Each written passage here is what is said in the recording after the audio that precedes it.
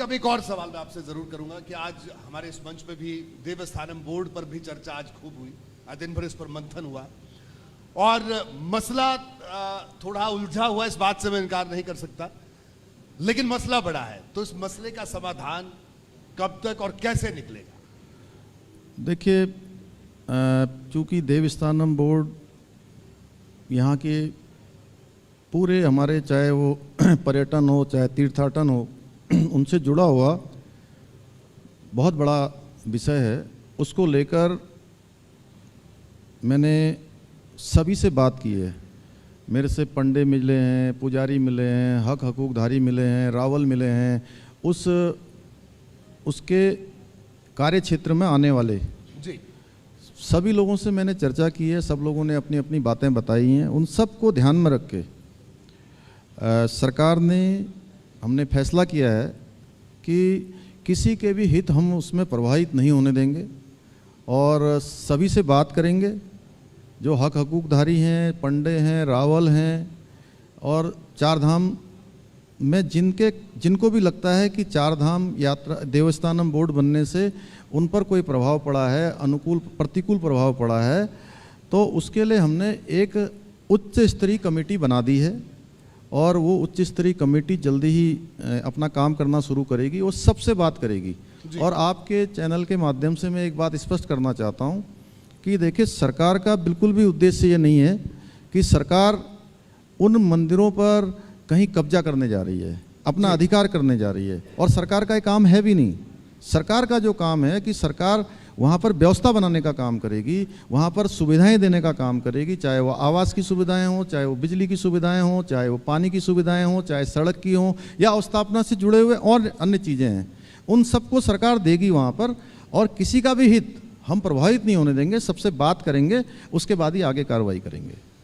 ठीक है, तो कुल मिलाकर ये कहा जाए कि जल्द इस पर फैसला आ सकता है, हम ये हाँ, निश्चित रूप से जल्द ही उसके लिए हाई पावर कमेटी बना रहे हैं और वो कमेटी सबसे बात करेगी, जितने लोग भी, क्योंकि सब लोगों की ये भी शिकायत थी कि जब देवस्थानम बोर्ड प्रकाश में आया, जब उसको एक्ट के रूप में लाया गया तो उनसे बात नहीं की गई है। तो हम उनसे बात करेंगे और जानेंगे कि भाई आपको किस प्रकार से सरकार जो है आपके हितों को प्रभावित न होने देने के लिए क्या कर सकती है, उस पर काम करेंगे और मध्य मार्ग निकालेंगे। और हम हर चीज़ में निकाल रहे हैं, आप देख रहे होंगे जी, चाहे हमारे कर्मचारियों का क्षेत्र हो, चाहे हमारे डॉक्टरों का क्षेत्र हो, चाहे हमारे नौजवानों का क्षेत्र हो, हर क्षेत्र में। जी, इसके इतर अगर हम बात करें, रोजगार की अगर बात करें, उत्तराखंड में सरकारी नौकरियों को लेकर बड़े अरसे से युवाओं की मांग रही है कि सरकारी नौकरियां उस स्तर पर नहीं खुली हैं, नई भर्तियां उस स्तर पर नहीं हुई हैं। तो अब इतना कम वक्त है, इतने कम वक्त में कैसे? हालांकि आपने बता दिया कि वक्त आपके लिए कम नहीं है, इस वक्त को आप यूटिलाइज करेंगे। आप देखते रहिए, अभी 1-2 महीने के अंदर ही हम बहुत सारी नौकरियां निकालने वाले हैं और इसकी हमने शुरुआत कर दी है। पहले हमने, जो हमारी पहली कैबिनेट हुई थी, पहले दिन ही मैंने कहा है कि जितने भी हमारे यहाँ लगभग 24,000 से भी ज़्यादा सरकारी नौकरियों में पद रिक्त हैं जी, तो उनके लिए हमने सारी जो कार्रवाई होती है वो शुरू कर दी है।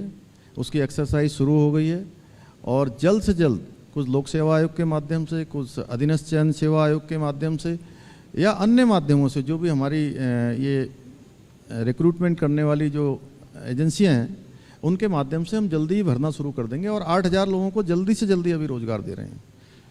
और नौजवानों के क्षेत्र में हमने एक काम और किया है अभी जी, कि पेंडेमिक में बहुत सारे लोग और बहुत सारी परीक्षाएं नहीं हो पाई, तो इसलिए बेरोजगारों का, नौजवानों का, युवाओं का 1 साल ये खराब ना हो, इसके लिए 1 साल आयु सीमा भी बढ़ाई है जी। इसके साथ साथ जो NDA, CDS और हमारे सिविल सर्विसेज, लोक सेवा आयोग के अंतर्गत आने वाली जितनी परीक्षाएं हैं, उसमें जो भी हमारी जो प्री परीक्षा है उसमें पास हो जाएंगे, उसके बाद उनको जो है तैयारी करने के लिए उनकी अगर आर्थिक आधार पर ज़रूरत है तो उनको 50-50 हज़ार रुपये की आर्थिक सहायता भी सरकार की तरफ से दी जाएगी। ये हमने अभी नया काम शुरू किया है जी। इसी प्रकार से अभी आपने देखा होगा कि जो हमारे MBBS करने के बाद जो इंटर्नशिप करने वाले डॉक्टर हैं, उनका लंबे समय से मांग थी कि उनको जो है 7,500 रुपया स्टाइफंड मिलता था, उसको बढ़ाकर हमने 17,000 रुपया कर दिया है सरकार आने के बाद। तो नौजवानों के क्षेत्र में, युवाओं के क्षेत्र में जो ज़रूरी है वो सारे फैसले ले रहे हैं। और रोज़गार के लिए जो आपने कहा, ये तो मैंने सरकारी नौकरियों को रोज़गार की बात बताई है।